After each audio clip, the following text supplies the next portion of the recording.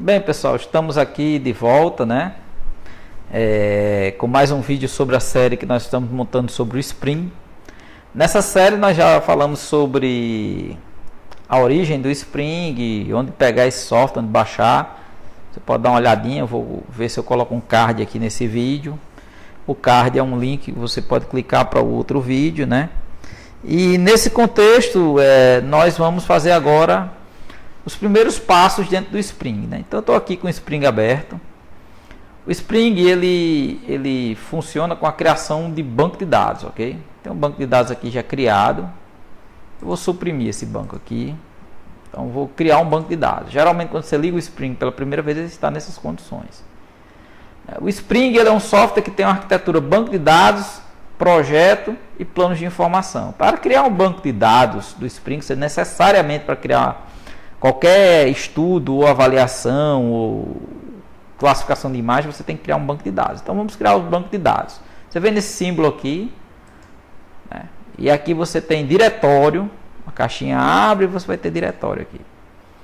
Clique em diretório, você vai escolher uma pasta.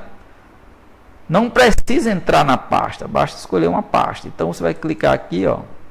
Você pode escolher essa pasta que eu vou escolher aqui, material para aula prática 2018 ou material QGIS 2018. Vou escolher aqui material para aula prática 2018. Então seleciona a pasta, ela está travada nessa pasta aqui. Em seguida eu vou dar o nome do banco, né? PDI Spring. Ok? Eu posso escolher o gerenciador do banco, SQLite, MySQL, Oracle, 10G, enfim. Vou deixar o default dele, que é o SQLite. Em seguida eu vou no botão criar. Quando cria, ele aparece aqui na lista. E nós já podemos fazer o processo de clicar nele e ativar. Feito isso, observe aqui na barra superior do Spring um colchete e o nome do seu banco. Então esse banco vai receber diversos projetos que você queira fazer nessa área. Então é necessário que a gente defina a área. Essa área é definida pelo retângulo envolvente, que é uma exigência do projeto que você vai trabalhar, ok? Quando você clica em projeto, ele aparece aqui. Um banco de dados recebe vários projetos. Se for trabalhar cobertura vegetal, ou cobertura do solo, ou uso e ocupação da área, é um projeto cada um. Se você for trabalhar plano e altimetria, o modelo numérico do terreno no Spring, seu projeto também entra aqui. Você pode ter uma área e diversos projetos. Então o projeto que nós vamos fazer é SR 2018, ok? É o nome do projeto. Qual a projeção desse projeto? Então eu clico aqui na projeção, ó, nesse item, projeção, abre essa caixa. Ao lado aqui eu tenho um sistema. Então, vou escolher o TM. Modelos da Terra. Esse é o sistema UTM, Universal Transverso de Mercator, WGS84. Ótimo. Significa que se eu estou em UTM WGS84, eu posso definir a zona. A zona será 24. Cliquei aqui, digitei a zona. Em seguida, se eu clicar aqui, ele já dá o meridiano central da zona. Ok? Eu executo. Certo? Aqui a projeção, você escolhe também essa projeção de referência, o TM, WG74, 24S, mesmo jeito. Então está aqui. Agora chegou uma parte interessante que o Spring tem desde que eu acompanho o Spring em 1999, quando eu vi pela primeira vez o Spring em Campina Grande com o professor Marcos Prestes Barbosa. Ele me mostrou esse software, né, Spring na versão 3. Alguma coisa, 99-2000, né? Então, são 18 anos. E ele continua com a mesma coisa, que é um retângulo envolvente. Você definir um retângulo envolvente. Para definir esse retângulo envolvente, você pode entrar com as coordenadas de x1, y1, x2, y2 em graus, grau minuto segundo, grau decimal, grau plana. Então nós vamos vir aqui, ó. Para definir isso aqui, eu tenho uma opção. Qual a opção? Usar o Google Earth e definir x1 y1 canto inferior esquerdo da área de trabalho que você quer fazer, x2 y2 canto superior direito da área de trabalho que você quer fazer ou quer estudar. Então eu instalei aqui esses dois pontos, vou usar o TM, eu clico sobre eles aqui, vamos abrir, né? E eu vou ter as coordenadas aqui, ó. Eu vou pegar 100 antes da vírgula mesmo, não tem problema. Peguei aqui x1, y1, então eu peguei x1. Vem aqui e coloco x1, ok? Volto no Google Earth, que eu instalei esses dois pontos no Google Earth, artificialmente e tal. X, Ctrl C, né? E vou aqui, ó, venho aqui no Ctrl V, ok? Agora, já usei, né, esse x1, y1, vou em x2, y2. Abriu aqui as propriedades do ponto, tá travadinho ali. Ctrl C, Ctrl V. Tomando cuidado, pessoal, de deixar o mesmo sistema de coordenadas que eu tenho aqui no Google Earth, é o mesmo sistema de coordenadas que eu coloquei aqui no meu projeto. Isso é obrigatório? Não, mas como esse retângulo envolvente é uma coisa muito grande, macro, se você disser, eu não tenho isso, eu vou trabalhar em Sirgás e o Google Earth não tem Sirgás, então você pode fazer em WG74, ele vai gerar um pequeno equívoco lá.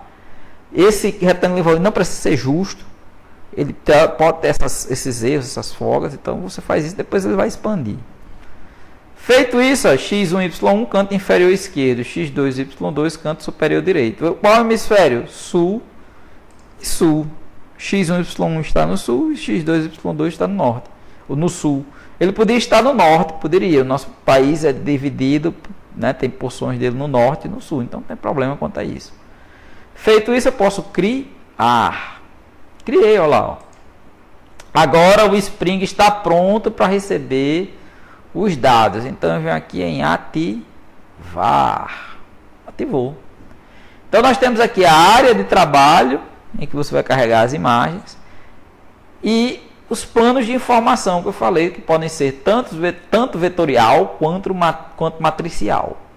Vetorial, linha, ponto, polígono, e matricial, imagens. Linha, ponto, polígono, o Spring ele tem uma arquitetura própria, ele, desde que foi desenvolvido pelo professor Gilberto Câmara, ele tem essa arquitetura. Que arquitetura é essa? É redes, MNT, então todos esses itens, imagem, temático, MNT, cadastral e redes, eles se dividem entre os vetoriais, né?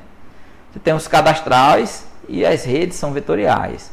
Os temáticos também podem ser variando entre matricial e vetorial e imagem, arquivos rastros. Esse software é um software que nasceu na academia, praticamente, né, no instituto de pesquisa. Então ele não tem nenhuma pretensão de ser, vamos dizer assim, omitir informações. Ele é muito aberto com relação à informação. E ele tem, essa é uma das questões, ele não tem interface muito amigável, né? E eu acho a interface simples, mas para usuários iniciantes na área de geoprocessamento não gostam do Spring, mas tem um grande potencial devido à enorme quantidade de algoritmos, é o que nós vamos mostrar ao longo do tempo, que nós vamos trabalhar com o Spring. Então ele dá uma segurança muito grande para quem trabalha tanto no dia a dia quanto em trabalhos acadêmicos. Bem, feito isso, a pergunta seguinte é: professor, vamos importar umas imagens aqui para a gente ver como é que ele funciona? Vamos. A gente vem aqui em arquivo, ok?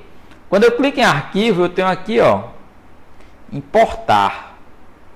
Quando eu clico, eu paro o mouse, eu detenho o mouse sobre importar, eu tenho importar dados vetoriais e matriciais, que é um importador de dados múltiplos, importar tabela, importar imagens registradas, ou seja, o Spring tem um módulo de georreferenciamento de imagens que ele chama de registro, e que você pode registrar essas imagens, né? Então isso é esse item aqui, ó, registro. Ele vai abrir um módulo de registro. Você pode registrar imagens. Antigamente nós fazíamos isso com imagens de CIBERS, né? Satélite Sino Brasileiro de Observação Terrestre do INPE. Mas hoje nós temos uma imagem no Landsat com um bom nível de acerto, então eu costumo aceitar a imagem erro do erro 2, né, do Landsat 8 vindo do SGS. E aí eu venho aqui, importar dados vetoriais e matriciais, eu clico. Quando eu clico, ele já dá uma informação de que tipo de dados esse importador geral faz. Ó. Tanto dados vetoriais, quanto dados matriciais. Né? RAW é um dado matricial, JPEG 2000 é um dado matricial, né?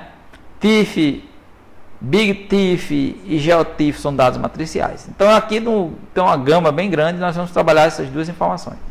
Aberto essa janela, nós vamos aqui em arquivo. E aí eu já apontei para a pasta que eu baixei essas imagens aqui, Landsat 8 do ano 2016, né? No dia Juliano 200, Landsat 8.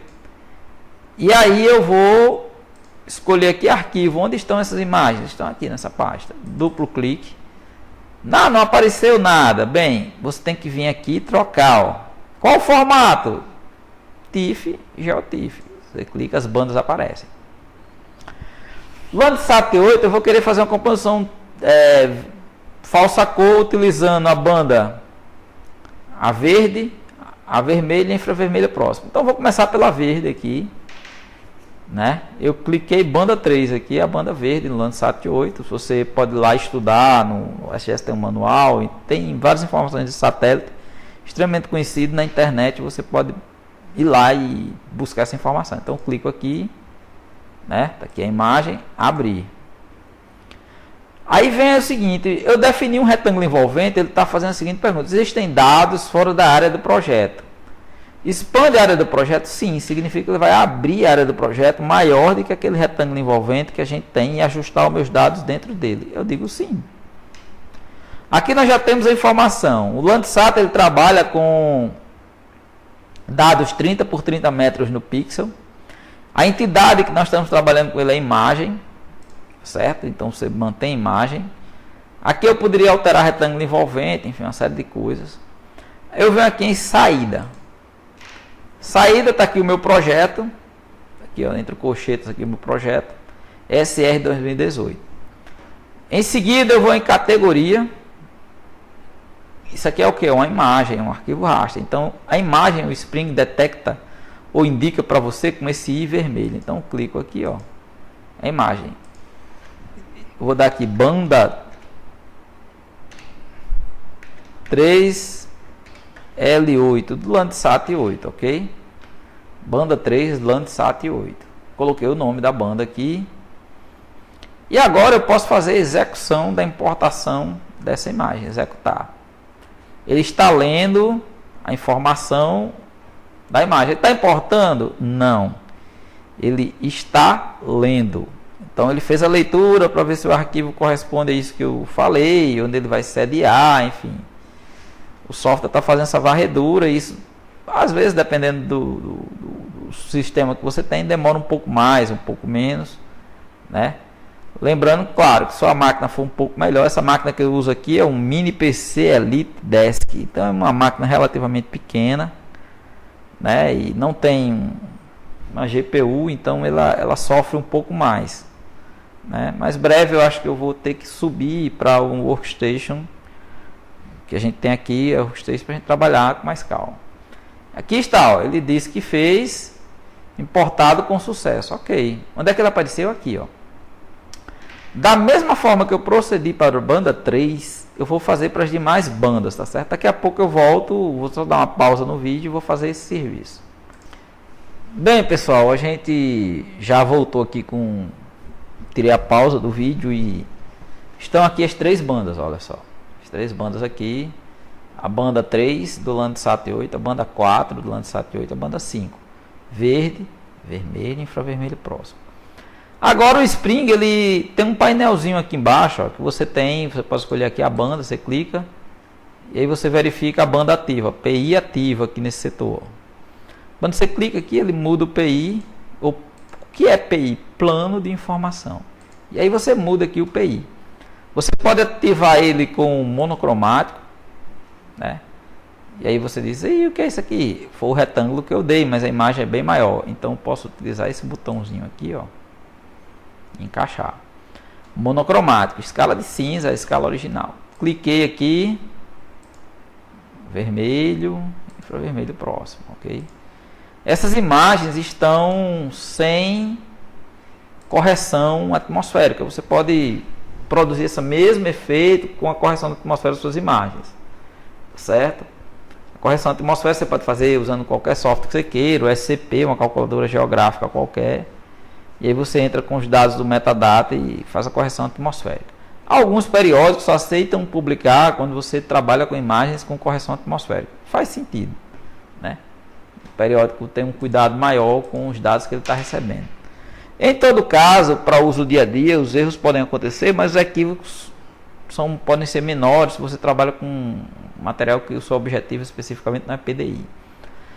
E aí vem a pergunta, composição colorida falsa cor, como é que nós fazemos? Muito fácil.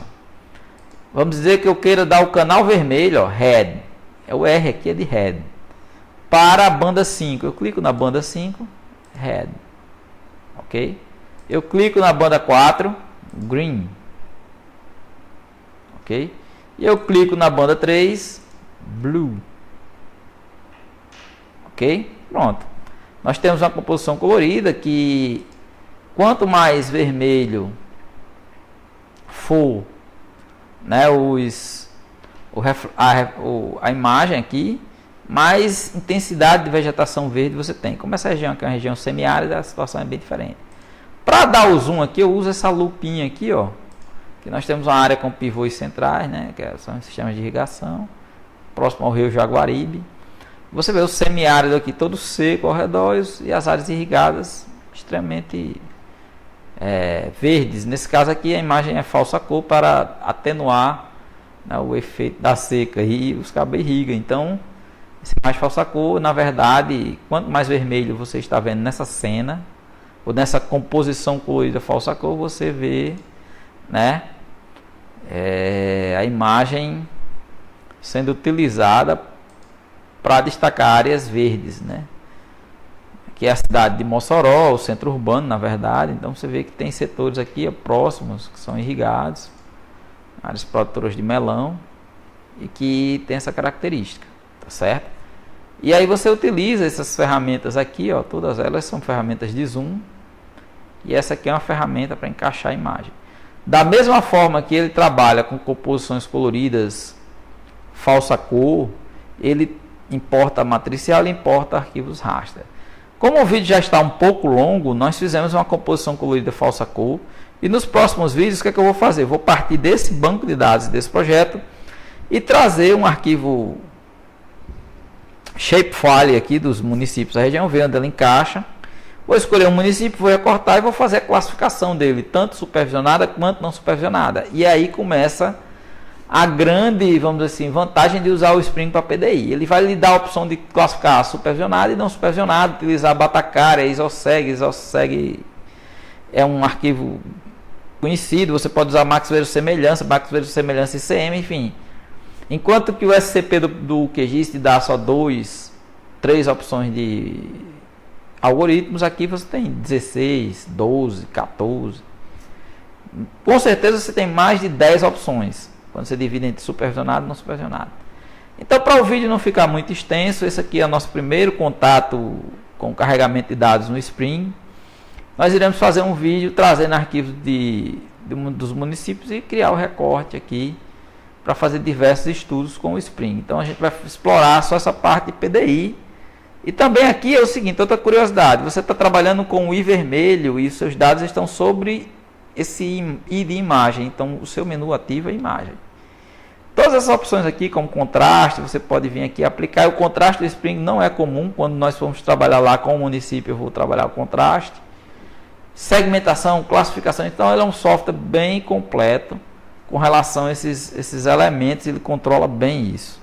Certo? Então eu espero que o vídeo tenha sido útil, nós vamos fazer mais opções desses vídeos e até a próxima, pessoal.